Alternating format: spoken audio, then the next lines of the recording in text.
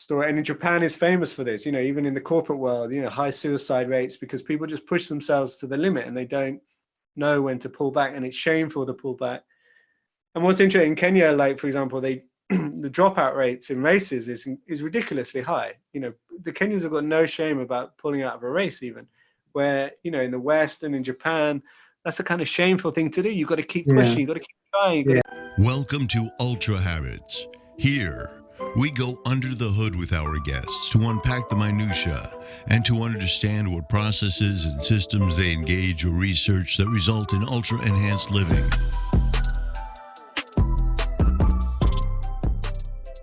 Howdy folks, it's RJ Singh from the Ultra Habits podcast, and I got my sidekick again, Mara May.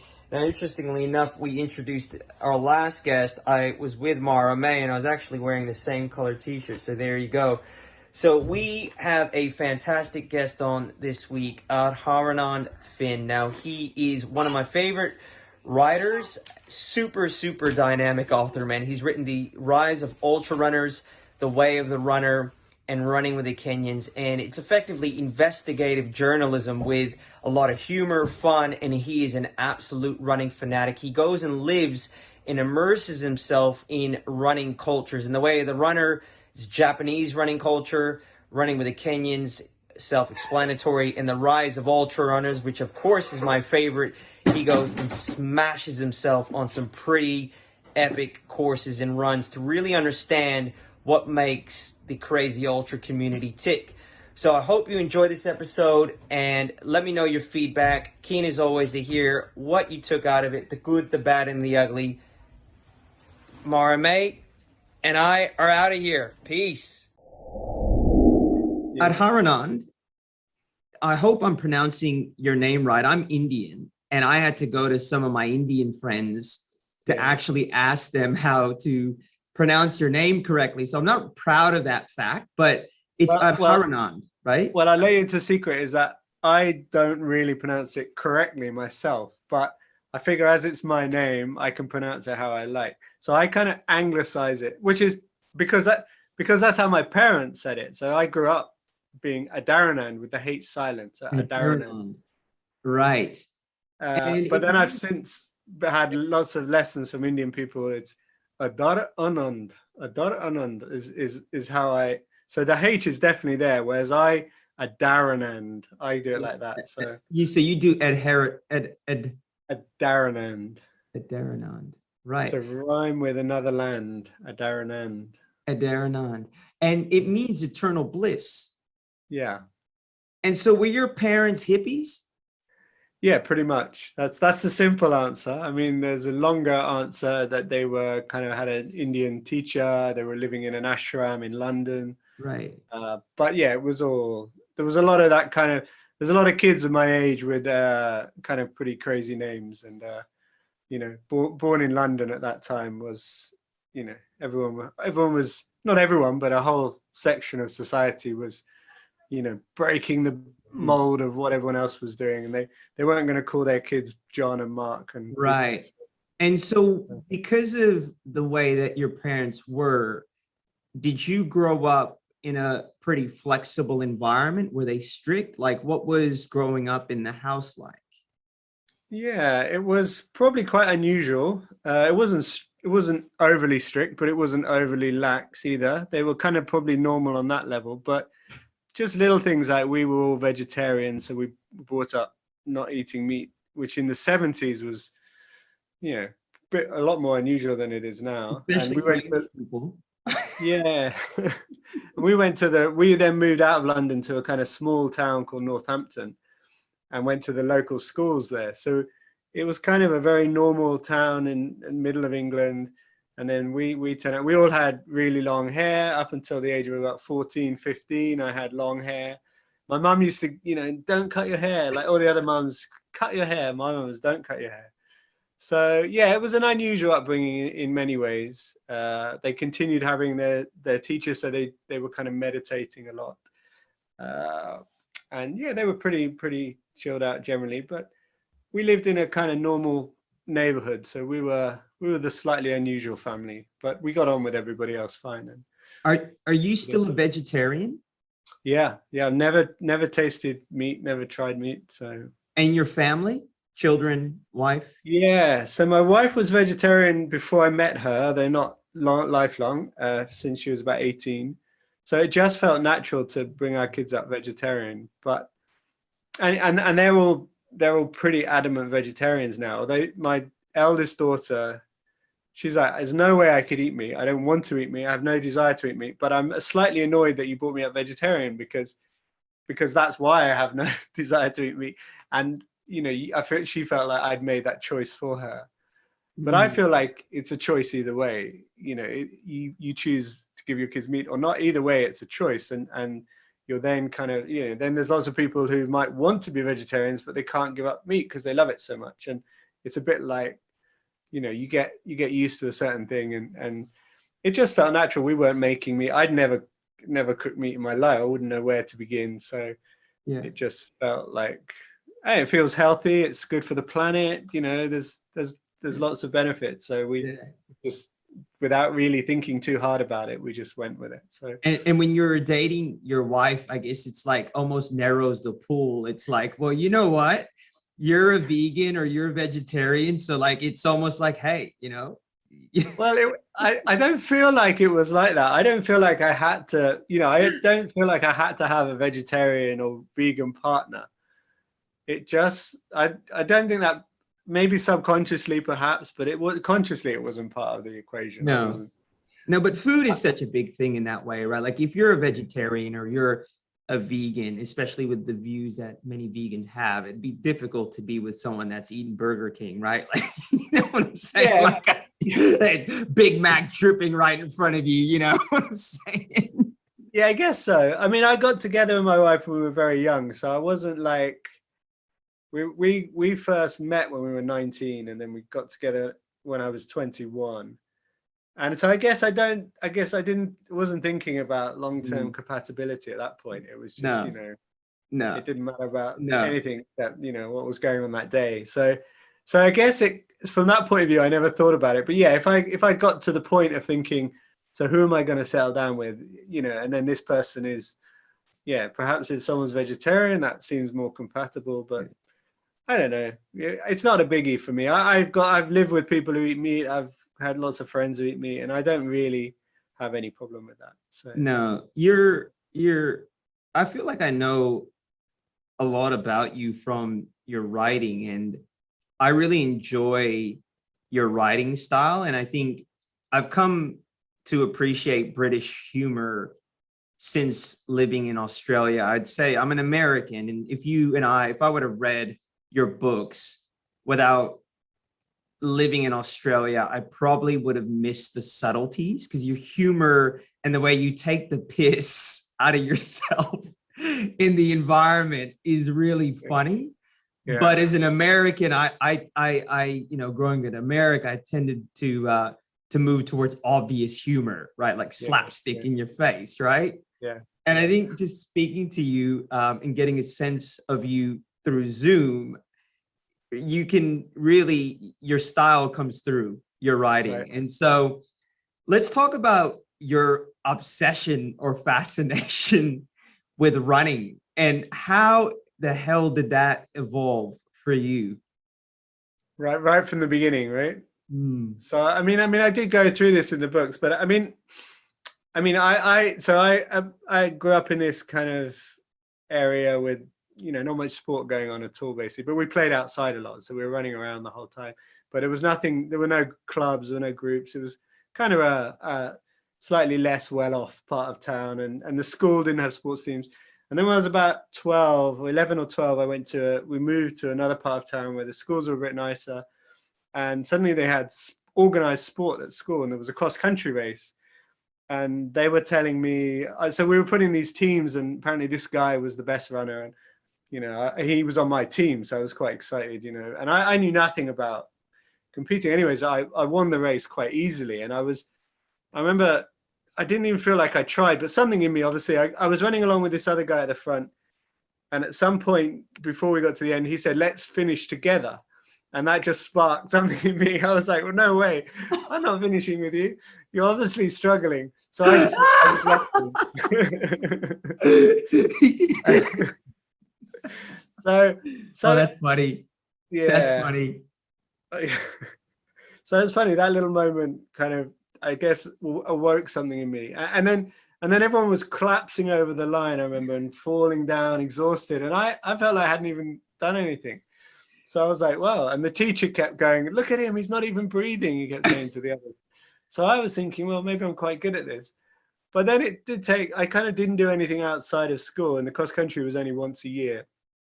So for about 3 years, I won the cross country every year. And then we had the sports day, and I won that on the 800 and the 1500.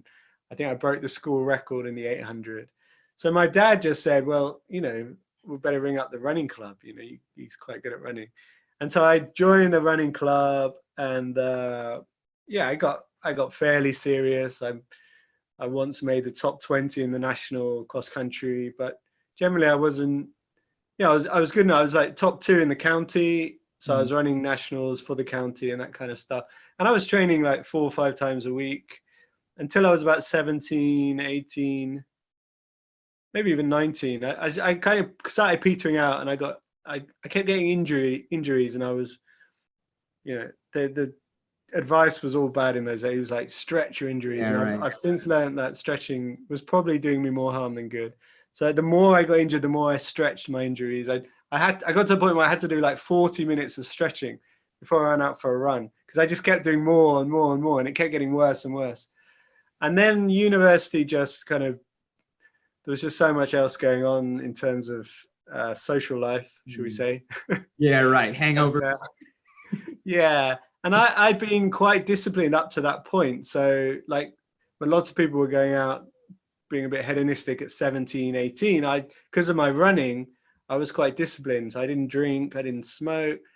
So I guess I felt like I had a bit of catching up to do on that sort of stuff. And so then running just was in the background for quite a few years. But it's interesting, wherever I lived, I joined the local running club and I would go to the sessions, but I would only run 2 or 3 races a year. And I was never very good. I kind of put on quite a bit of weight, but it was always something I did once or twice a week. Say I'd go out for a run, but it was kind of on the back burner. And but I'd always have a pair of running shoes in my collection. And I think I always just thought I would get back to it at some point. And then before you know it, I was 35, and I realized, I think I was living in London, and I'd been a couple of years that I still loved watching running. And I went to watch Which is weird, right? Like, how many people really like watching running, right? Well, as a sport, you know, as like track and the Kenyans, and I've always been, you know, I've been a big fan of that. So I would go down and watch the London Marathon, because it was, you know, you'd have Haile Gebrselassie, and I mean, I didn't even know all the runners, but I knew they were the top Africans, and they were, you know, they was going to be breaking. Can I ask you, Adharanand, what is it like to see people running that fast in real life? Because I've actually never witnessed that for that far. It's kind of insane. I mean, you do get used to it, but I remember the first time I went to see the London Marathon, it blew my mind how quickly the leaders came by. I mean, it was like they were sprinting, but like controlled, you know, like this power, it almost like blew you sideways. It was amazing. And I did actually one year when I was at university, so I did run for the university team, but I was like really slow. I wasn't training. I was training like once a week, and the rest of them were like really serious. But I did go and watch, they had an outing to watch the World Cross Country Championships, which were on in the UK that year. And I remember it was this guy, Ismail Karui, this Kenyan guy, won. Well, he maybe came second, but he was like my favorite runner. And that when they came by, it was just the force and the power of them going by. And you know, they're quite small, slight people, but the force. I mean, I remember in Kenya as well with the national cross country championships there, when Jeffrey Mutai won that year, and he came past me near the finish, and he was on his sprint finish, but he just looks like comfortable, but almost knocks you sideways. The force of their energy as they go by. It's something they're else. They're super efficient, right? They come across super efficient. Like when you look at Westerners running, they're like flailing, like it's like this look of pain on their face. Yeah, I mean, these guys are going, when you think of like the cross country, they're probably running close to 4-minute mile pace on cross country, but not looking like someone's running a 4-minute mile where they're like giving it everything, but like composed. And then even in the marathon, they're running like 4:45 pace, but like, you know, talking to each other, you know, I mean, we work in miles in the UK, but that's, you know, that's pretty, it's pretty fast. I'd struggled. I couldn't run a mile that fast, and that's their marathon pace. But it's the way they do it so casually, and so it's kind of disarming because they're coming down the road looking like they're jogging, but then they go by like that. You're like, whoa, what was that? So anyway, so I went to the London Marathon, watched that, and I remember thinking, I thought I was just going down to watch the leaders go by, but I ended up watching all the people come by, you know, and the guys at, I guess, 2.5 hours and 3 hours, 3.5 hours. And they were just it was really moving for a start. And then there were so many people of all shapes and sizes and ages. And I just thought, well, God, you know, I'm a runner. Yeah, I'm standing here watching. Surely I should, you know, I should get out there and do this. And then I kind of realized I'm 35. I need to do it soon if I'm going to do it, because, you know, in my head, I'm a serious runner. And so let me ask you a question. You talked about running clubs, and I know that running clubs could be a great way for people that are serious runners or starting off and they're looking for environmental support to help them, you know, create the disciplines and behaviors to run. Well, now you, throughout your books, talk about running clubs.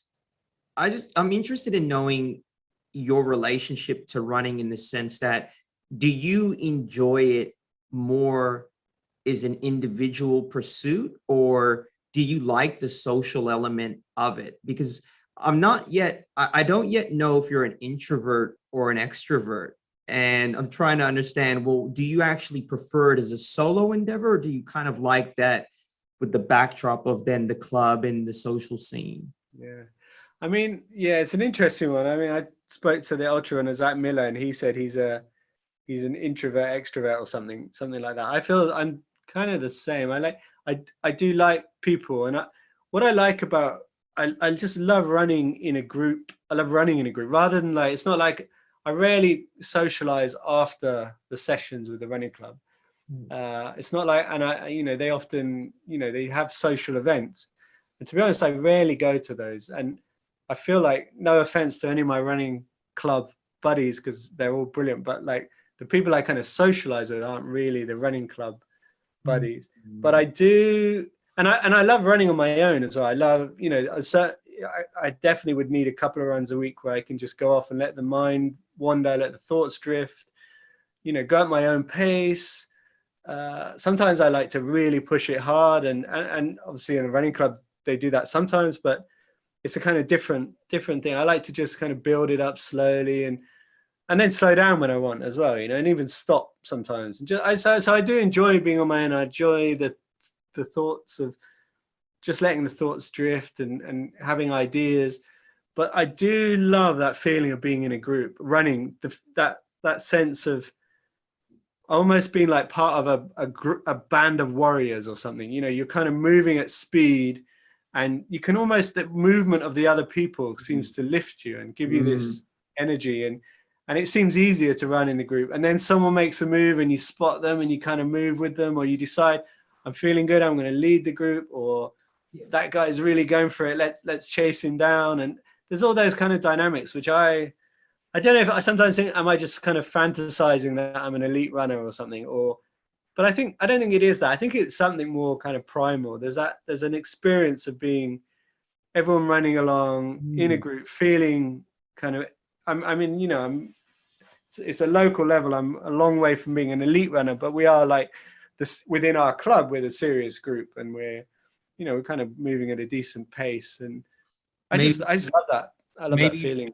Maybe it's taking us back to our hunter days. Yeah. You know, when we were running as packs after it's hard food. I mean, it might be primal. I think so. I mean, I think there's something in that. There's something, it's hard to be, you know, it's just a sense, but there is a sense that it feels, it feels good. It feels like, yeah, I do get that sense. Like I tell you what, it's quite often, it's kind of weird thing. I find, so I often run, where I live is quite a busy place in the summer for holidays. And when I'm running on my own through some of the more areas where my club run on my own, I feel a bit kind of, I've got to avoid people. I'm every little thing, like a car coming the other way, or I better go this way. Everything feels like things to negotiate and be a bit careful with. But when I'm with the running club, it's weird. I don't even notice those things. It's like we just run through everything. Yeah. And like the cars stop, people step out of the way, and we just run. And it's like there's a real sense of freedom in that. We just kind of, just for a split second, we take over. And we're not, runners are not, we're not like a threatening group. We're not like Hell's Angels or something. You're the 1%er. You're the 1%er in the running community. I don't want to give the wrong impression, but there is somehow a kind of freedom of the group moving through an area, and just like even things like curbs, and you run across the grass, you run across the road. I don't know. I get a real thrill from it. So yeah, I was excited because we didn't have running clubs for quite a few months, and they've just started up again. And yeah, I'm excited to go back and be back with the group. But yeah, it's a collective thing. It's a being with other people, but it's not like a social thing in a way. Although we chat, they're nice people and we chat and we talk, but yeah, we don't see each other that often outside of the running. What I struggle with running groups, I think, is we have a very good running group here where I live in Australia, made up of ultra runners and road runners. What I find with running groups is I get caught up in other people's pace when I'm training for a race. Yeah. And we kind of, all the guys, we get caught up in this egocentric battle. And I might have running sessions I've got to make for the rest of the week. And then I just root myself, you know what I mean? And so I struggle with that. I think I kind of also have this rebellious streak. I notice like when the running group does things, I'm like, I'm not going to that. This is all internally happening because I'm like rebellious. I'm going to do my own thing, which is, that's weird. But it's just thoughts that I have. But I find that running groups are really, really a good way of creating community. I've also started to get my little ones into running. I've got a 4-year-old who I run ultras. I don't run road. Sometimes I do, but as you know, the ultra community is pretty good with engaging kids, and there's a real community there. And so I've got my little one running them, and I'm going to probably take him into the local running community that will then get me more involved. But I have a very interesting relationship with the running community because of usually when I'm training for something. And I find that when I do run with the running groups, I try to keep up with the fastest runners, Yeah, that I know that exactly. And I remember watching the first time I watched the Kenyans train. It was in London, and they were doing a track session, and it was really interesting because there was 3 of them, and they took turns leading each session, each lap. Well, I think they were doing 400s, and they would just stick together. So they weren't like, and then they weren't coming down, because I know what you mean. You come down the home straight, and my running club as well, everyone's racing each other. And I thought, this is great, because that I don't like that bit of the when it starts becoming like every interval is like a race. And so I've learned to be like the Kenyans a bit. And I if I was the coach, I would definitely be, one of the things I would say is like, take turns leading, and just let that person lead. And if it's a bit slow for you, then you've got a bit more energy on the next one. But just, there's a kind of cohesion there, which I really love the way the Kenyans train. Let's talk about that, because you fast forward, you become a writer for the Financial Times, right? And you reconnect with your passion for running, and you decide to go to Iten in Kenya to live and train with Kenyans. And let's unpack that story. Now, I will say that the Kenyans kind of remind me of the Brazilians in soccer, the way that you explain the way they engage with running, this real, and even in your book, it's like, I love when you impersonate Kenyans because it's like they're just like, like, Yeah. like it's real, like whatever. And then they explode. It's that I remember the story in the book, that girl that was training with you guys that kind of never did well. And then at the last race, she just blitzed it, right? You're like thinking the whole book, she's going to fall apart. Yeah. But she had this real laid back, whether they win, whether they lose. Yeah. And so what I found really interesting about, just from a high level perspective with the Kenyans, is you don't see that typical intensity, that overt intensity that one assumes exists within every athlete. And probably when you juxtapose that with the Japanese, you get a really good sense. Yeah. So can we talk about your decision to go down to Kenya? How did that all unfold? Yeah, I mean, interesting you bring up the Brazilians. I remember reading a story which really resonated with the Kenyans, where it was a Brazilian soccer player in the US, and he saw a US kid with a T-shirt that said "No easy days," and he was like, "What does that mean?" Because like we're just playing football. Every day is easy, right? And like, no, you got to train hard.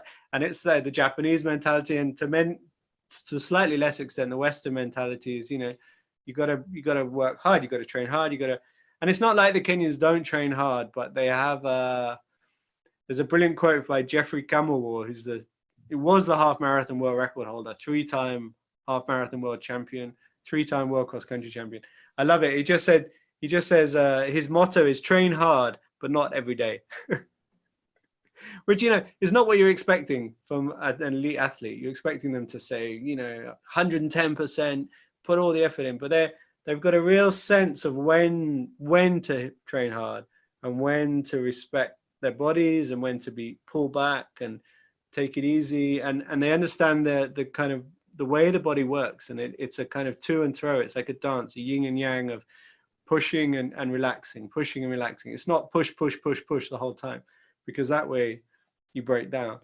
Anyways, come back. Just on that, do you think that because of the lack of mechanization and industrialization there in Kenya, like they're still more in sync with their body, and like there's more connectivity to their different parts versus us in the West, where we have kind of become mechanized in everything we do? Yeah, I mean, it's tricky to generalize, but I think there's a great Kenyan coach who trains some of the best Kenyans, and he says the Westerners have the watches, the Kenyans have the time. So it's like, I don't, and he's just like, there's that sense. There's also a sense that they kind of have to be more in tune with their bodies because they don't have the medical backup, the medical facilities. So Brother Colin was telling me this, like, the physios are hard to come by. So, you don't push it. When you feel a niggle, you ease off, because you got to go up to that line, but you don't cross that line, where someone else will in the West will cross that line. Then there's things like schedules, for example. So like, Western runners love having a schedule, and they feel bad if they don't stick to it. Where Kenyans have very loose schedules. It's just like hills Monday, fartlek Tuesday, easy Wednesday, and they'll play with that. If they're not feeling good, you often, there'll be some guy. So I'd go out on the runs with the Kenyans, and there'd be some guy going at my pace, and I say, because although I'm quite quick for my running club, I'm very slow by Kenyan standards. And so I'd be like, what's wrong? Why are you running at this pace? And he's like, oh, I just didn't, I feel a bit tired today. It's just, and there's a real difference, because they're not being lazy. It's not like they've got up and they just feel a bit lazy. They've got a real sense, because you can't be lazy in Kenya and become an athlete, because the competition is so fierce. The standards are so high, but they just have this sense of when to ease back, and they're not afraid to either. They're not thinking, oh, this is a bad thing to do, this is a weakness. They don't see easing back, taking it slow, being at the back of the group as a weakness. I mean, I've watched Eliud Kipchoge training in his group, and if you didn't know who he was, you wouldn't know he's like the guy who's run sub 2 hour marathon. And because he's just in the group. He doesn't lead the intervals. He might lead 1 or 2 when the coach tells him to. He's just running in the group with everyone else. And so unlike you were talking earlier about the ego gets involved when you're training with your group, doesn't seem to happen there with the Kenyans. They seem to be able to save all that for the race. They seem quite happy just, being part of that group. There's a real cohesion within the group. Well, they're community driven, right? Which is interesting. Yeah. So like you're talking about a community driven environment. And what's interesting is they're involved in a perceived highly competitive sport, but the way that we see or you see it unfold doesn't look so, is what you're saying, which is interesting, right? It's fascinating because there is no funding really for these Kenyan runners. There is no, there's no body supporting them. There's no, like in this country, we have the national lottery supports, talented athletes. Like in Japan, they have the company teams which are paying the athletes. They don't have anything like that. So how it's supported is the successful athletes are supporting what they call the up and coming athletes. So it doesn't matter how old you are. If you're not quite made it yet, you could be 30, but you could be an up and coming athlete. But the up and coming athletes are supported by the successful athletes, and that's just how it works. I mean, there are managers there who will provide kit and funding, but basically it's the athletes themselves who provide the nurturing environment for these athletes. And there was a whole study in Japan actually, because they have some of the Kenyan athletes in Japan, and they realized they were studying the financial situation with the runners. Somebody was for a university study, and he realized that the Kenyans were sending all their earnings back to Kenya and often to other people. And they thought, well, that's really silly because they've got a very short career. They need to be thinking about the future. They shouldn't be giving their money away. And so they tried to educate them about, the fact that this money, they needed to save it, invest it. But what they didn't realize is that this is how the Kenyan running system works. The money is, of course, they're not giving it all away. They're still buying themselves a nice car, nice house for the family. But some of those guys are winning such big money, by Kenyan standards. So they've got, there is a sense that they pay like the neighbors' school fees, their nieces and nephews' school fees. Some of them build schools, hospitals. And then they also have this training group of like they say, the up and coming athletes who they're helping out. So it's a real cohesion, a real group. That the Kenyan motto is Harambe, and there's a real sense for Harambe there, which means Harambe means all pull together, which is the motto of the country. And there's a real feeling that that's how, without that, the whole thing would come falling down. And that's why it's quite a problem at the moment, because nobody's racing. So nobody's bringing back money into that community. So nobody's supporting those struggling athletes. So a lot of those struggling athletes are giving up the sport. And another thing that kind of supports the Kenyan system is the fact there's so many people pushing and trying and working together to become successful, that the ones that come out at the top are just brilliant. But you've got, for every, there's just in Iten itself, there's at least 2,000 or 3,000 athletes living like full-time athletes, and there are other areas. There's probably 10,000 full-time athletes in Kenya, but only maybe 500 of those are actually winning races abroad and earning money. So that without that kind of sheer numbers of athletes, the whole thing is potentially could crumble. It's a very delicate system, isn't it? Yeah, exactly. So you get down to Kenya, you have family in tow, which is fascinating throughout all your books. Your family's there, and I think it's a wonderful experience for you children. And you set up shop in Iten, correct? Yeah. And can you explain to the audience the relevance of that city? Because not everyone knows. Yeah. So I've kind of gone off on about 10 different tangents, haven't I? I haven't really explained how I ended up in Kenya. No, but yeah, I'll try and recap very briefly. So I had this idea to write the book. I was already a journalist by that point. So I was kind of marrying my two loves of, my job with my, by then I'd got back into running by 35. Then after that London Marathon, I started running races locally, started training, joined a running club, took it a bit more seriously. I actually won a couple of races before I went to Kenya, so I was kind of feeling pretty good about it all. And yeah, and sold this idea to write a book about what's going on in Kenya. And when I started researching it, this town, Iten, just kind of is like a flashing beacon on the map. It's like, and as you drive into the town, it's a small town, about 40,000 inhabitants. You drive into the town, there's a sign over the road says, "Welcome to the home of champions." And it's, you know, it's almost like you couldn't go for 3 runs there without pretty much running next to or beside or across at least 2 or 3 Olympic champions, world record holders. I mean, everybody gets introduced by their numbers. It's quite interesting. So, you know, you meet a guy and everyone's like, "Oh, this is so-and-so 59.24, you know, this guy 204, you know," and the numbers are pretty incredible. And you know 204, well, that's a marathon. 59, that's a half marathon. And it's just the whole town is living and breathing running, and anyone who's not running is somehow, you know, they're cooking for their athletes, or there's quite a few sports shops in the town now, and there's hotels. And partly since my book, really, I mean, I seem to have been quite responsible for more and more Westerners going there to kind of you know, having read my book, they say, well, it's possible to go there, it's possible to see, you know, go there for and train. So there's more and more Westerners there, and some of them done very well. There's the 2 New Zealand twins, Jake and Zane Robertson. They were actually there before me, actually. but I met Julian Wonders a couple of years ago in Iten. So I think he ran the European record at the 10K and a half or something like that. He's run some pretty stellar times. You often see him running at the front with the Kenyans in some of these big world championship races and stuff.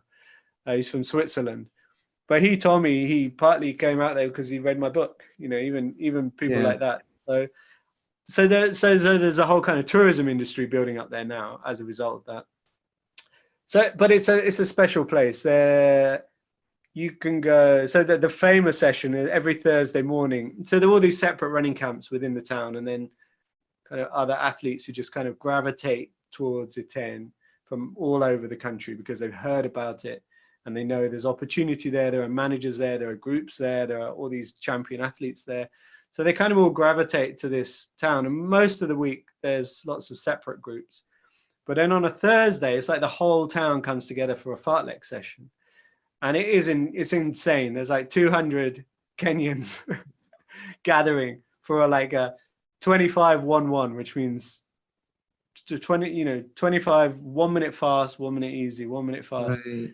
And you can just go down and join in and see, can you last for 2, 3, maybe, depends how good you are. And yeah, it's quite a sight. I mean, the photos of that, if you've ever seen it on YouTube, there's a brilliant drone footage of it as they're running up this. It's all a beautiful part of the country as well. It's very fertile. It's high altitude, so it's not too hot. It's not like they're running in the baking sun. And the grass is very green, and the mud, there are all these mud roads, which is very red mud roads. So it's very picturesque mud huts, but really beautiful, homesteads, and lots of fresh vegetables, fresh fruit, and so it's a real perfect place to train. And so everyone gravitates there, and it's like I say, there's at least 2,000 full-time athletes there on a normal circumstance. What are the things that you learn in Kenya about the way they train, their relationship to running, diet, lifestyle, that really, really surprised you? Yeah. So, but I guess versus the conventional, what we think to be the conventional wisdom, right? I guess there's quite a few things. I mean, first of all, I had read Born to Run, and had become completely sold on this idea of barefoot running. And part of the idea was Daniel Lieberman had come up with the whole theory from watching Kenyan runners. And so I'd gone there fully expecting to see at least half the Kenyans running barefoot, and none of them were barefoot. And so that kind of slightly confused me initially. I love I love your journey with the barefoot running. That was another piece done really well with your classic British humor. Yeah. Yeah. I mean, I got accused, probably someone who didn't, I felt I didn't read the book properly. Some Amazon review said, this guy didn't go to Kenya because he said all the runners run barefoot and they don't. I'm like, the first thing I said when I got there is like, where are all the barefoot runners? That's what I said. Nobody's running barefoot. So I think the guy didn't, bro. yeah, the guy didn't know how to read the book. I didn't know how to read, full stop. Yeah, right. But so that surprised me. Although then I had this big revelation when I went to watch the junior races, and all the kids are barefoot, every one of them, except each race has one or two of the kids who are not barefoot, and they always come at the back, which was like, wow, that's really interesting. And then then when I talked to some of the athletes about that, there was one guy who told me he was quite a good runner at school, and his parents were a bit wealthier than most of the kids, so they bought him some running shoes. And then he started doing worse in the races, so he got rid of them and he went barefoot again. So they all grow up running barefoot, and I think that's the key, because they learn how to run in that style. They learn how to connect with the ground. They learn, how to land not on the heel but in the, perfectly. So that was kind of a lesson and a surprise. Another thing, and I guess I hadn't really, this was a good thing, but I kind of went out there like kind of naively thinking I'm going to run with the Kenyans, but there was a point in which I asked, what would be the slowest Kenyan runner in Iten, to this Kenyan guy, and he said, well, are we talking the juniors as well? And I was like, yeah, okay, I could run with the juniors. He said, what about junior girls? I'm like, okay, yeah, why not? What's the slowest junior girl 10K runner? And he's like, 32 minutes. So my best time at the time, even though I'd won a race locally, was 38 minutes. So I guess there was a slight fear about how this was all going to work. And what I found is that they when they go easy runs, I love the way they say easy. So today's easy, easy. This is like, and your heart goes, easy. I'm okay. And they will run so slow. I mean, even for me, it felt slow. And you can be with, I've run with Eli Kipchoge. You run with, these guys who've broken world records. When they go easy, they go easy. I mean, I'm in minutes per mile, but it's like 9-10 minutes per mile. I mean, it's a proper jog, even for an amateur runner. It's super easy. So that was a nice surprise. I could go and run with them. I guess another thing which was a nice surprise was I went there wondering how I was going to find these runners. I had this vision of like knocking on because I heard they lived in running camps. So I had this vision of knocking on the running camp and the window opening and no, go away, and like, but I'd like to meet some of the runners. And instead what happens, you just put on your shoes, go out at 6 a.m. and before you know it, especially as a white guy in Kenya, within 5 minutes, someone's come over and said, oh, you want to run? Come run with us. Next thing you're in a group with, I got in the group with Wilson Kipsang, who at the time was just an up and coming runner, but he'd already run 59 minutes for half marathon, but ended up breaking the world record for the marathon and coming, I think he was second in the Olympics, I think. But so I just got swept up by his group, and and that would happen to anyone, and so what was super and surprising and lovely was just how welcoming they were. And if you were running anyway, running on your own, and a group would come by, they just give you this hand signal, come, join us. And like, even if they're going too fast, they'll slow down for you. They're just so inclusive and so welcoming, which was just amazing, really. So I just want to ask you about their diet. In the Western world, we have all these wonderful gels and all this stuff we shove into our mouth when we're running. And I would assume diet in Kenya would be pretty simple. Now you've talked about, I forget the name of that food that they always eat after a run, but they are world champions. And admittedly, from what I would think to be the reality there, the diet would be pretty basic and simple. Am I right in assuming that? Like because the implication of that is we don't need all these weird and wonderful kind of supplements. Yeah. There'd be no supplements at all there. They occasionally, so it's a bit like the shoes, like they put the shoes on in some weird way, emulating the kind of developed world. So they want to feel like successful and wealthy when they become good at running. So you do find some of the more successful athletes, they start asking people when they come back from Europe to bring them the supplements. And it's usually just vitamins or protein drinks. But generally, they're very, very rare on the ground. And no up-and-coming athlete would have ever seen this stuff. And and these are the guys who are making these massive breakthroughs. And so it's clearly not important. So yeah, the diet is amazingly simple. I mean, I thought it was quite funny, but there was one running camp where they had the week's menu on the wall in the kitchen, and it was completely pointless because every day was the same. And they'd written it down Monday, Tuesday, the same thing. And it was lunch was beans and rice. That was it. And there would be some potatoes, maybe some carrots.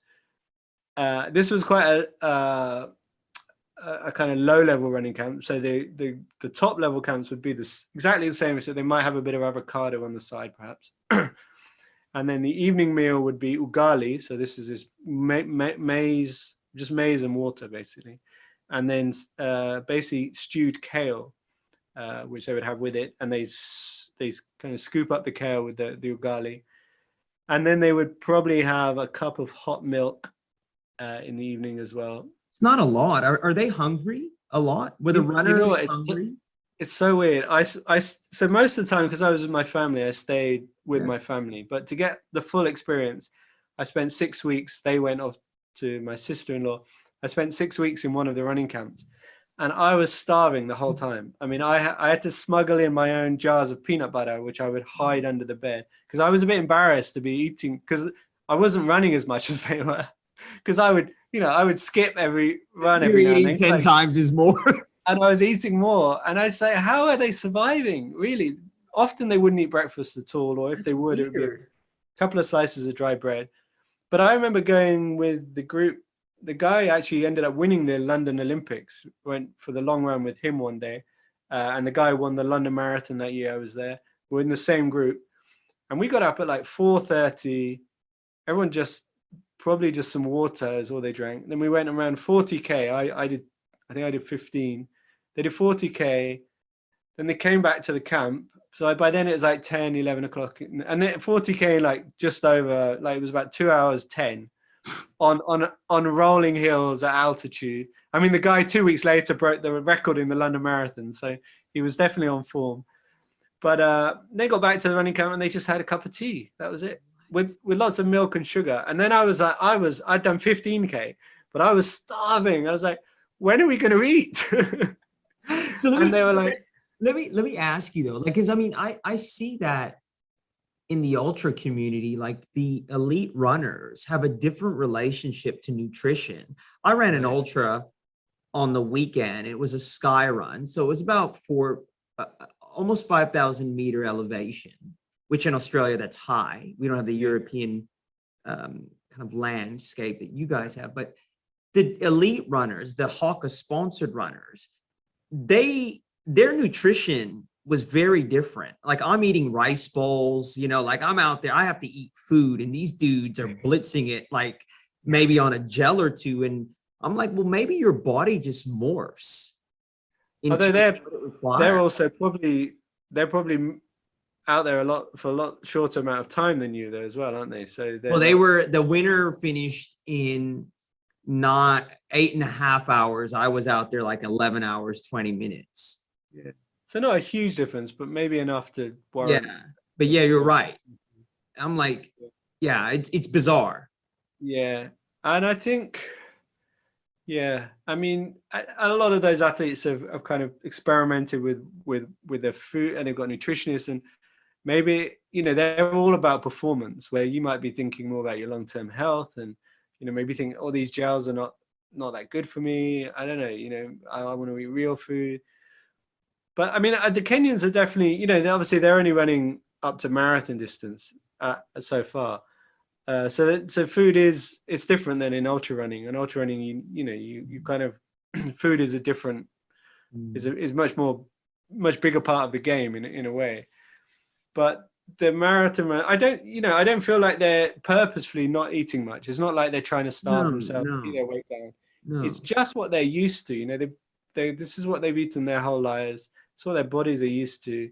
It's what they it's almost like, I mean, like Eliud Kipchoge, he's I don't know, he's worth millions of dollars.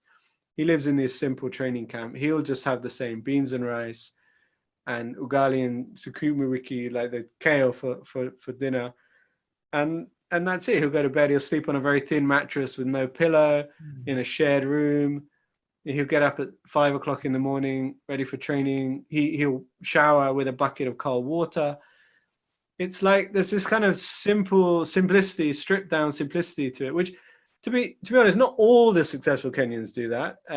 And I think part of his success and the reason he's had such a long career is because he's one of the ones who's kind of maintained that discipline. A lot of them, like Kipsang was one. Kipsang built a hotel in Iten.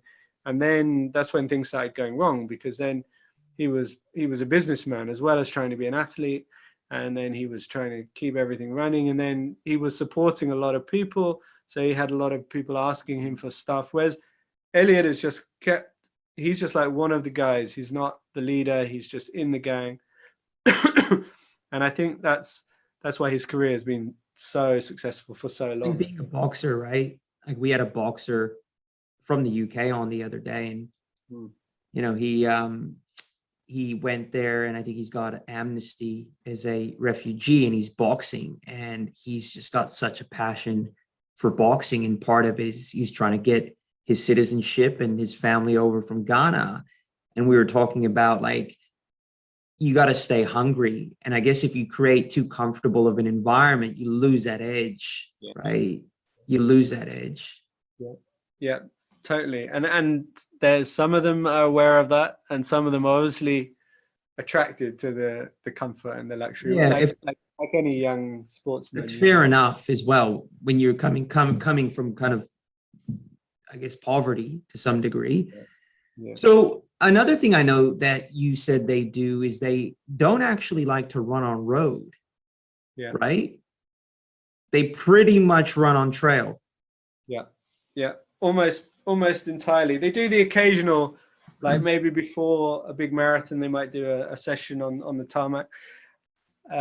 But yeah, they when I was there, they used to say, if it was raining, for example, then the mud roads would get, a bit difficult to run on. So they would say, oh, we're not training tomorrow, or we'll train in the afternoon, right? Because, and I often turn up at the track and you couldn't train, but it's this thing, they've got time. So they would just sit there and wait for the track to dry. They might sit there for 3 hours. Just, it's not, is it ready? They go and check it out. No, not yet. Sit down again, have another banana, just wait, So, but I would say, like, well, we could just run on the road. And they were like, oh, then they used to say to me, only the Mzungu run on the road, which is the white guy.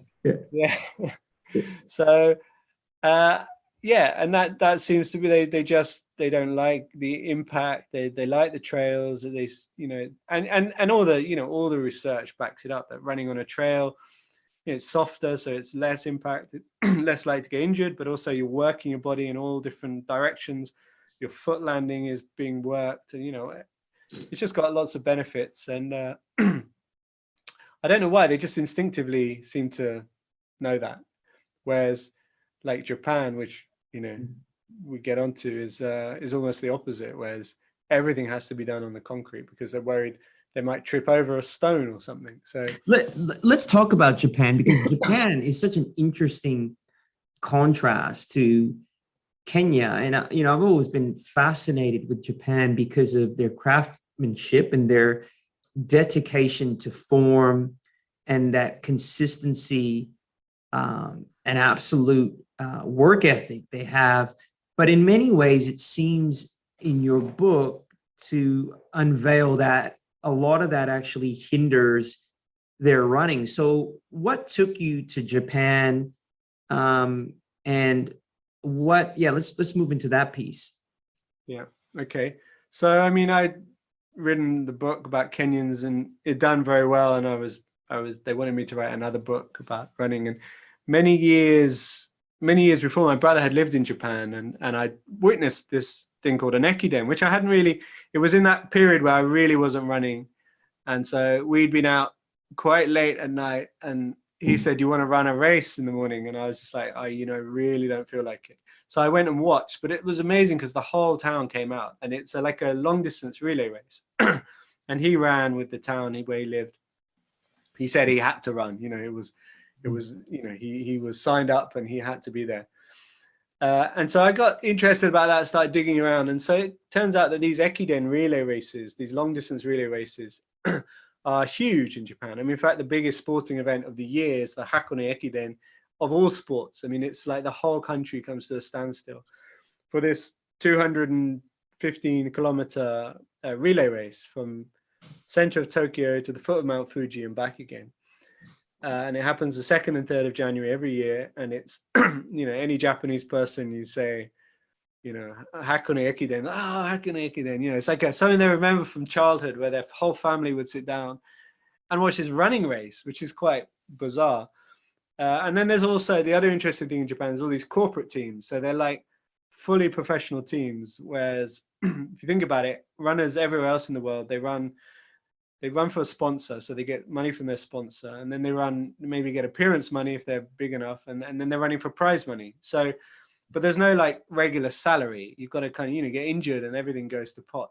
Whereas these guys are like, well, I guess, well, in England, the obvious thing is the soccer players, and the football teams, they get paid to join a team. They get paid to be part of that team and they get a salary. And if they spend the year not getting in the team, they still get paid. I mean, there's performance related in that you move on, your value goes up. So it's very similar to that, but it means there's about 2,000 fully paid, full-time professional athletes in Japan, which I don't know what the figures would be in Australia, but I imagine quite similar to the UK, where you've got barely a handful of athletes who can fully just be full-time athletes. And even those guys are relying on sponsorship and perhaps a bit of government funding. And they're not getting paid a salary by a company to be a runner. This is it's quite an unusual setup. So it gives them quite a professional advantage, and so they're starting, they're producing some pretty impressive times. I mean, their sport is one of the most popular sports. So these guys, even at a young age, so the college events are almost the biggest events. So these kids at a young age are like superstars in Japan, the really good ones. They're like, I witnessed it, 19-year-old runners, college runners, they're like, I mean, I don't know who the equivalent in Australia would be with David Beckham in England, Yeah. They got people swooning, like girls swooning at their feet, queuing up for autographs, and they're slightly, awkward teenage, but they're superstars, like the Hakone, like the top Hakone runners. And so there's a lot of incentive behind that to be good at running, a lot of drive. And like you say, the Japanese, when they put their mind to anything, they do it. They don't half do it. They do it, fully. They put everything into it. And so they're really about the process, right? And not what they feel like doing. And that's a real contrast to the Kenyans, I would say, correct? Yeah, really, completely. And so a lot of it is almost about how you do it is as important as where you finish, in a way. And there's this whole kind of show, in a way. It's almost become part of the sport, but when they finish the race, they make this incredible show of how much effort they put in.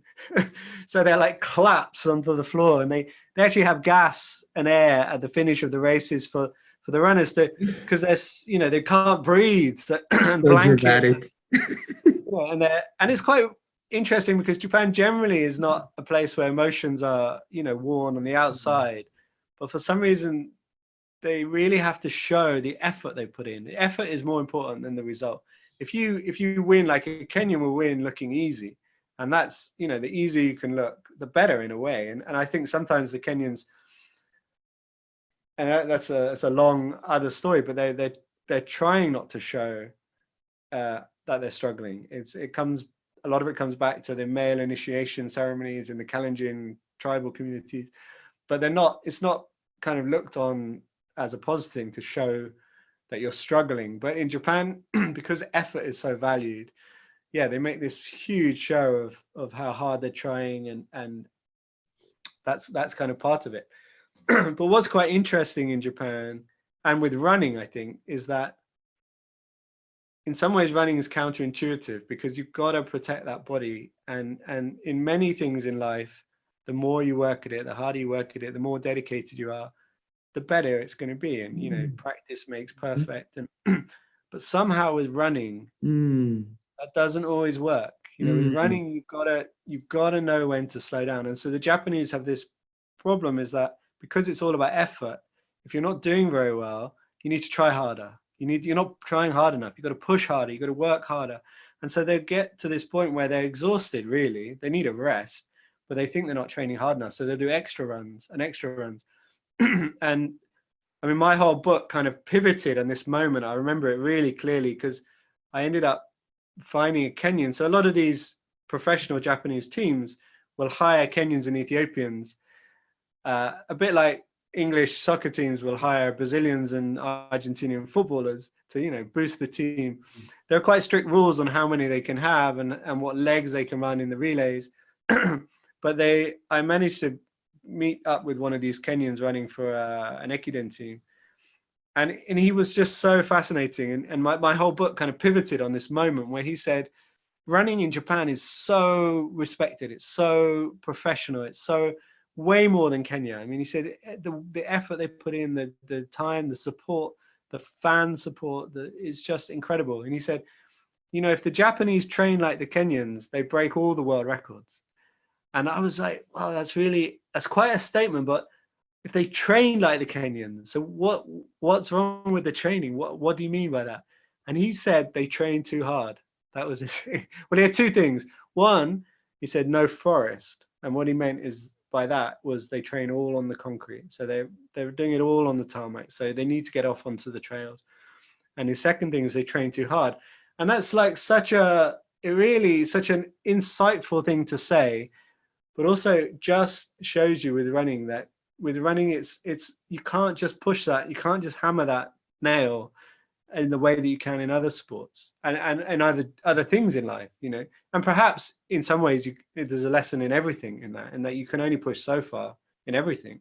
And you get all these stories, and in Japan is famous for this, even in the corporate world, high suicide rates because people just push themselves to the limit and they don't know when to pull back, and it's shameful to pull back. And what's interesting in Kenya, like for example, the dropout rates in races is ridiculously high. The Kenyans have got no shame about pulling out of a race, even where, in the West and in Japan, that's a kind of shameful thing to do. You've got to keep pushing, you've got to keep trying, you've got to keep, on at it. And and it's almost like Japan takes that, like we have that idea as well in the West, but in Japan, they take it to more of an extreme. And then they also have this thing with the coaches.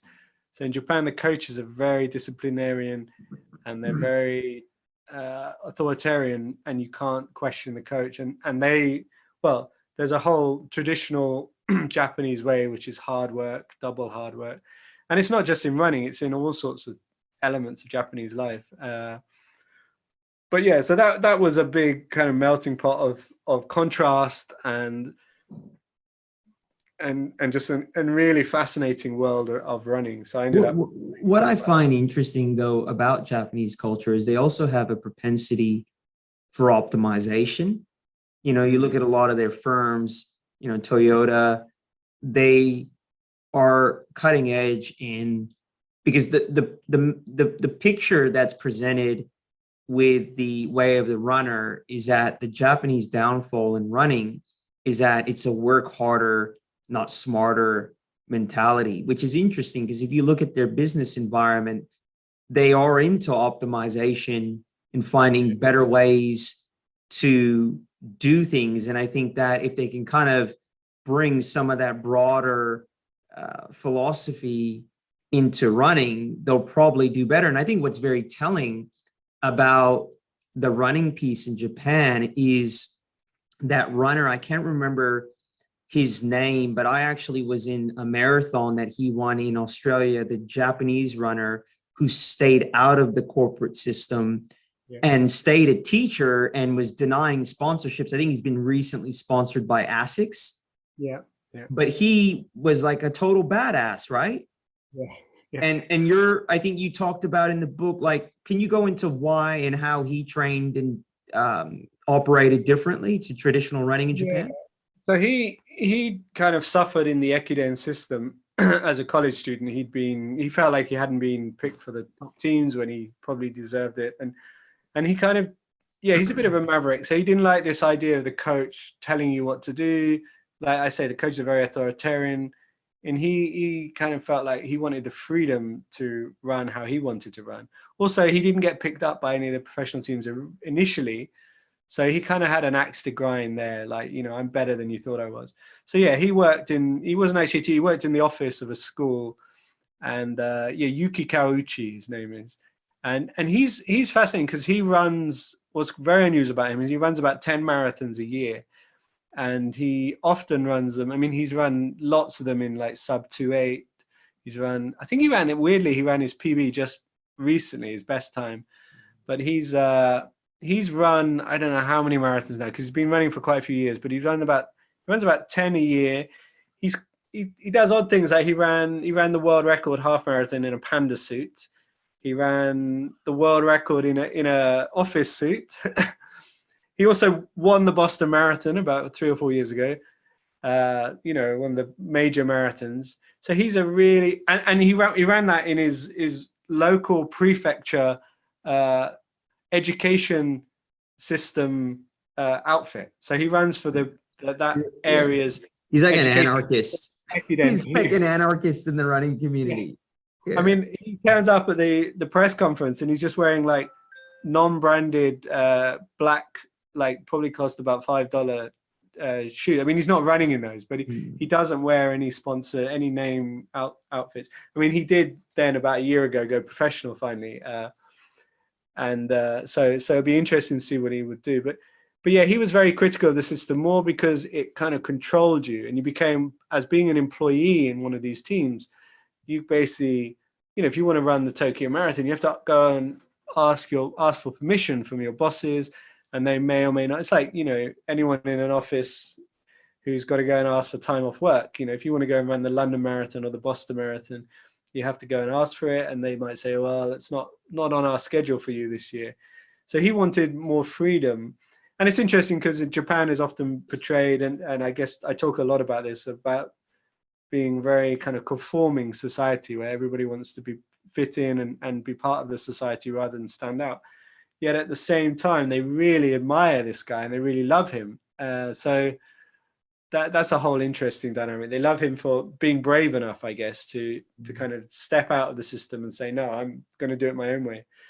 But Japan you talk about optimizing stuff. It is interesting because when I was there, I was amazed that they just simple things like they'd come out at 6 o'clock in the morning on a cold morning, and they'd all do half an hour of static stretching, really deep static stretching.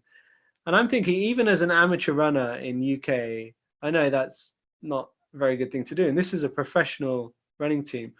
And I talked to the coach about this. I said, is this something you do? And he had no idea that there was even this school of thought that you shouldn't be stretching. And so I think they were very inward looking at that point. But what was happening while I was there, and I think I was there at quite a pivotal moment in hindsight, is that there was this new wave of coaches, young coaches coming through, who were starting to look outside. And I teamed up with one of the guys, this team, Ritsumeikan University. And actually, they've done amazingly well since I was there. The year I was there, they did quite badly, and it's quite a sad story about how they don't quite live up to all his hopes and dreams. But since then, it has worked. And lots of the coaches who've won the Hakone Ekiden have been these new young coaches. Except this year, the team that won was one of the old guys. I don't know. But what else has happened is the Tokyo Olympics on the horizon has kind of forced them to be a bit more innovative around running. And so they've had more of their top athletes not being fixed in this Ekiden system. So there's the guy who went to the US, Suguru Osaka. He broke the Japanese record. And then the young Shitawa twin broke his Japanese record. And he again is someone who has quite unusual training methods. I can't remember what they are, but I remember reading about him. He doesn't follow the high mileage system. So I think the Tokyo Olympics has been a real impetus, and I think this idea of these new young coaches coming through at that point in time has really changed things in Japan. And as a result, the results have got a lot better since then. I think the national record in marathons has been broken 3 times in Japan in the last 3 years. So I can see them doing really well in the Olympics. I can see Japanese guy or Japanese woman potentially winning, I think, or at least definitely getting a medal. So, and in Japan, in the Olympics, the biggest event will be the marathon, without a doubt. That will be, that's the one they will want to win. And of course, it's a tall order with the Kenyans and the Ethiopians, but often the Kenyans and the Ethiopians mess up their team because they've got so much choice. They can only stick 3 runners in there. When you go to a London Marathon, they're like 10 Kenyans in there. You've got to narrow it down to 3. And the Ethiopians always famously pick the wrong runners for the Olympics. So you probably my most favorite book that you've written, definitely my most favorite book that you've written, is the Rise of Ultra Runners. I think that was a really, really well done book. The interesting thing about that book was I felt that you were more prepared as a runner for that than running with the Kenyans. It's weird. It was like you were almost you came across mentally tougher in that whole journey. And it was a really, really well done book. Now, you talked earlier about how Westerners, we have more of this mentality of not quitting and pushing ourselves because it's more about the battle than the outcome. In Kenya, obviously, these guys are doing it. These women are doing it for a living, so they need to be smarter. But I think a lot of us in Western culture, we're trying to look to suffer more, right? Like we're tired of comfortability. And, I had Joe DeSena on the show. He was our first guest, and we've talked many times about his view on, purposeful suffering. He said, if it was 300 years ago when we're in frontier days, I'd say we need more couches, but it's not, right? Like he's all about getting out there and breaking ourselves a little bit. So you get into this weird and wonderful world of ultra running. And I know that you didn't really like it at first because you didn't feel like it was running, and you were like, well, people are walking, this isn't running. So let's talk about how that whole situation unfolded for you. I mean, ultra running definitely is a completely different thing. It's good that you said I seemed a bit tougher. I felt I was challenged in ways I wasn't expecting. It became less about running. I felt like my running ability was going to carry me through, and then you get to that point where walking is tough, or you'll know if you're an ultra runner, where just moving is the challenge in itself. But the motivations are definitely different. I had that in quite stark contrast when I got the Kenyan guy over to the UK to run an ultra. That was interesting. He had a hurt foot and he quit. Toe, right? I was like, you can't. This is ultra running. You don't quit over a sore toe. You were pissed off in the. You were so pissed off. I just couldn't believe it, but what I realized is that it's a completely different mindset. Ultra running, it's like you kind of prepare. You have to be prepared to suffer in a different way. Obviously, even in a mile or a 5K, you're going to suffer, but it's so temporary. It's so and it's all about maintain your form. Just maintain your form. You'll get there. Just like your heart's burning, but it's momentary. But in an ultra run, you've got real time to dwell on it and think about it, and that thought process is then then it becomes a mental challenge. Like, can you tell yourself to keep going? Can you keep yourself going? And are you going to give in to this suffering? And I think there's I definitely felt that there was a sense that in some ways although at the time it felt awful and it felt like, oh my God, what, you know, I don't want to do this.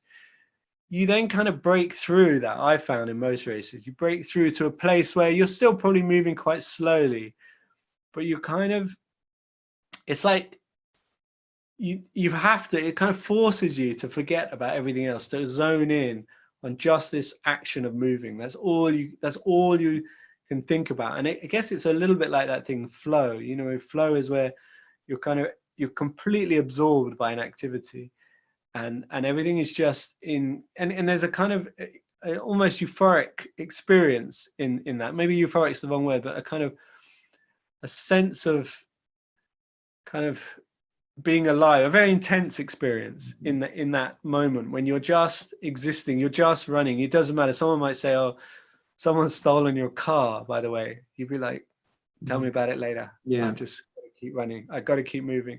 It's like, oh, you know, can you lend me $100 or whatever? Yeah, just take it. It's like, I just got to keep moving. I'm just here in this, and it's all you can do. And then it becomes almost like a peaceful place. And I got to the point where, having suffered and wanted to stop, I got to the point in quite a few races where when I got to the finish, I got to a point where I was just, it was kind of a disappointment to finish. It was like, oh, I'm just there now. I've just got to this place of kind of peace with what I'm doing and this action of moving. I know everything's aching, but I've just got it now. I could do with a bit more of this. It's ultra running's a great leveler too. Like, it doesn't matter sex or speed unless the elites, right? Generally the men will win, but even with the elites, women are winning the races. And I too, I mean, on the weekend, the race I did had a lot of hiking.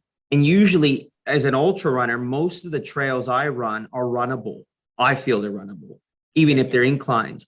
But it was incredibly frustrating because I'm running next to people that I'm faster than, and they're hiking, and I'm like, they're hiking at this unbelievable pace because they got poles. I didn't have poles because I'm not going to have poles, right? I'm a runner, right? Yeah. And they're poling up these hills. I'm trying to catch them. We get on some kind of runnable trail, then I catch them. And then when we get to another hill, they're like hiking away. And I'm like, God, I just want to run. And it's so mentally taxing. And you really have to have the long view. Yeah. And you have to have staying power, don't you, in an ultra? Like, it's a very different mindset. Yeah, it's fascinating on so many different angles. That, I mean, I had moments like that where I was being overtaken by people who are walking, but they're like, you know, you think walking, and to me, when I would walk slowly. These guys are walking with purpose. Yeah, power walking. But I mean, I don't know. What do you feel? Do you feel that you learned anything about yourself through your ultra experience? I know a lot of people have this view, and look, I would consider myself a spiritual person, and that word is kind of weird to me, but I would consider myself a spiritual person and performance orientated. But I know there's this whole movement nowadays of find yourself through this running and this spiritual, and I'm a bit on the fence with it. Like, I think, yes, we have our experiences out there, but we're also fully engaged in endorphins and we're off our head. And so, like, I'm a bit, when it gets to the airy fairy part, I'm a bit in the middle. I'd say I try to be a bit centered. But in saying that, do you find that you had any kind of realizations or any insights, or you grew as a result of your experience in ultra? Yeah, I mean, I know what you mean. I think it's quite easy to read, you know, kind of put too much on that, you know, and say, oh yeah, I just really discovered who I was, discovered what I was capable of, discovered who I was. The meaning of life.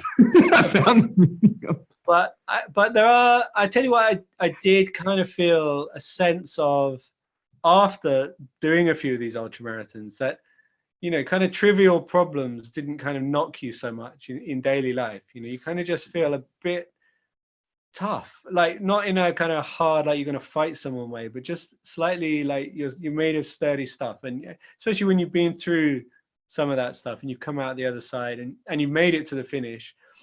I mean, I remember, I mean, it's a slightly silly example in a way, but it was quite soon after one of my races. And I got home and it was an unusual, I was coming home from London on the train, the last train, and it gets to my small town at about midnight.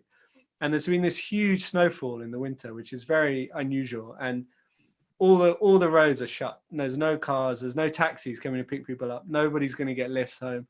And a lot of people are panicking, kind of, how are we going to get home? How are we going to get home?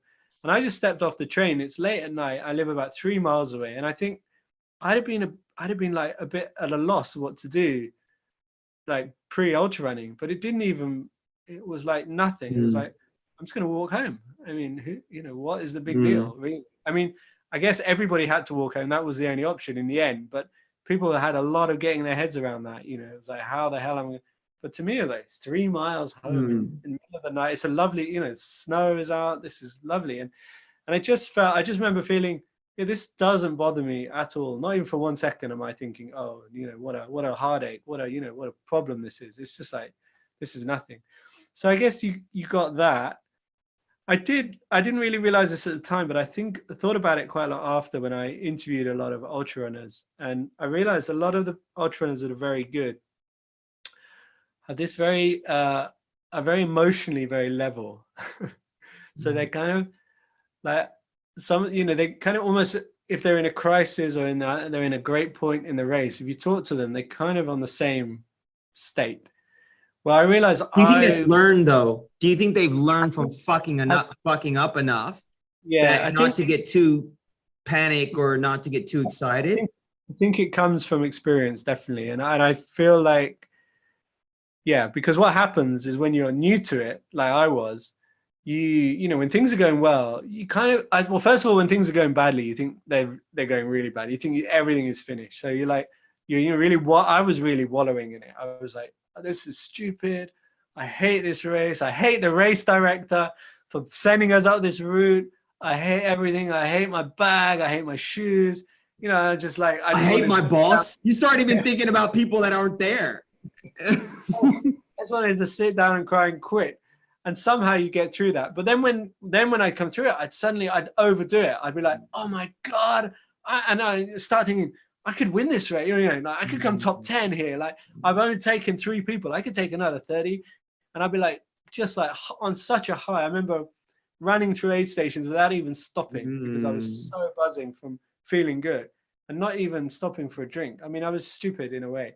But so that comes with experience. But I didn't realize, or maybe eventually I would learn that levelness. But I felt I was being much more emotional than I would have thought I was going to be. I didn't kind of have myself down as a very emotional person. So that was kind of interesting when I looked back on it.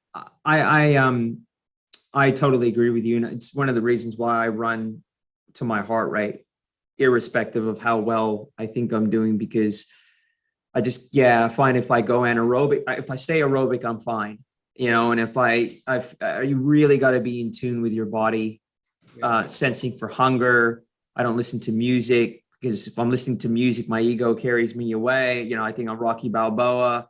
So there's all that going on. I do agree with you that a lot of what we learn is transferable, especially if I'm in business. I find, you run an ultra on the weekend and you bring that kind of mindset, that level of preparation and training required into your business environment, and that level of just focus and determination. There's a lot of good that comes out of that. So I do agree with you that a lot of the skills are transferable. A lot of the learnings are transferable. I guess as we close this out, I want to ask you a completely unrelated question. And this is coming more from me, something that throughout your books, you've taken your family on all these weird and wonderful adventures.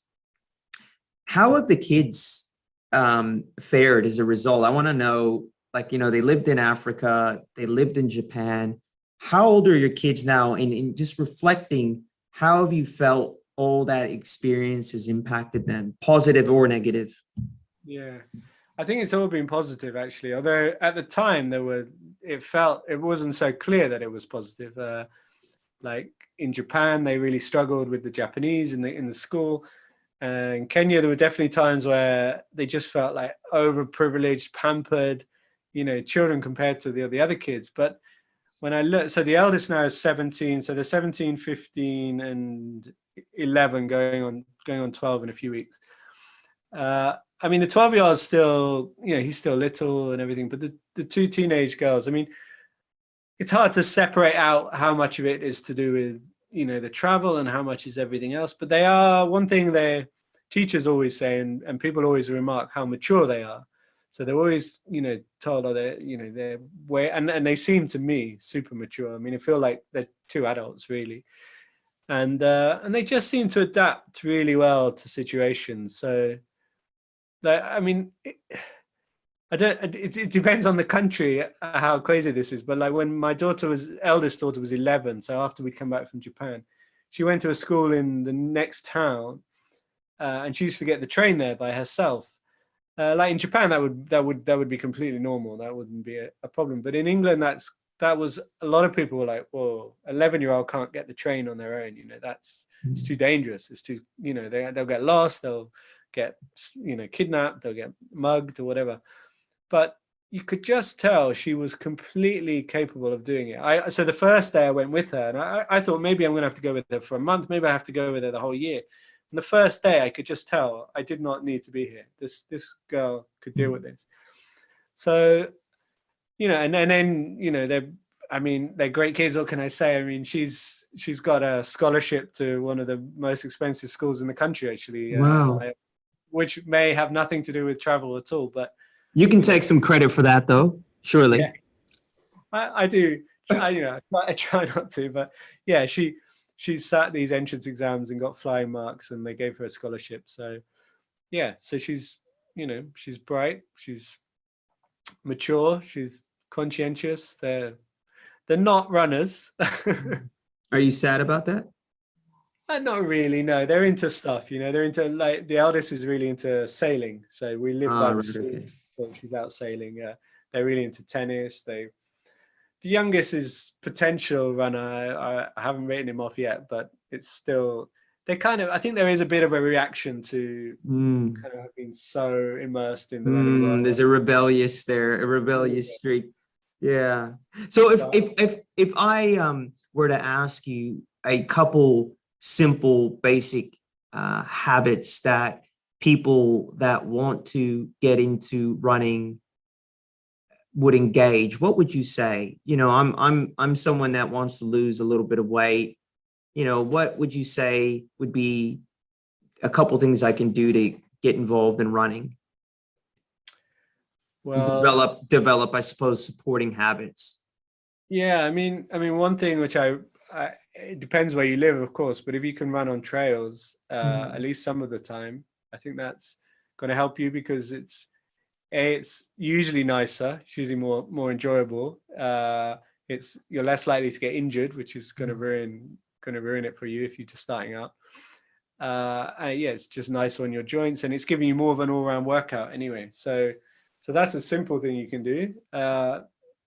Probably overweight. In Australia, the trails are usually fairly dry and runnable, like you say. Here, you kind of need special shoes to run on the trails with all the mud and stuff. But yeah, and then I would just not worry about the speed initially, and not worry about even how far. Just enjoy the experience. Strava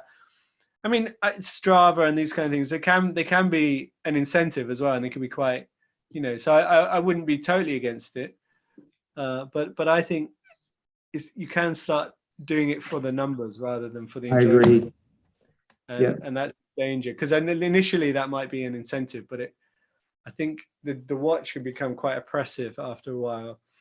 And you think I use Strava, but I try and use it as a tool rather than be ruled by Strava. I try not to run because I'm trying to get a certain amount of mileage or trying to break certain segments. It's just there to look back on what I've done. So I'd say starting out, particularly, don't worry, don't feel like you need a Strava watch and you need to run a certain distance every week and a certain time. Just run what you feel like. Feeling is everything, I think, with running. Be like a Kenyan, basically. Yeah, that's it. I just do whatever they do is usually good. Well, look, we'll leave it there, Adharanand. I really, really appreciate your time. Like I said, you're one of my favorite authors, so it's really cool having you on the show. We are looking forward to your next book. Is there anything that we can expect, or are you retired in the writing world? Definitely not retired, but I've got a few ideas up in the air, and I've got a meeting with my publishers next week, so we'll see what they say about them. But they're quite a diverse range of ideas. So okay, yeah, I'm not giving anything away just yet. All right, mate. Well, look, all the best. You enjoy your British night. I will talk to you soon, brother. Okay, brilliant. It's been fun. See ya. Thanks a lot. Bye bye.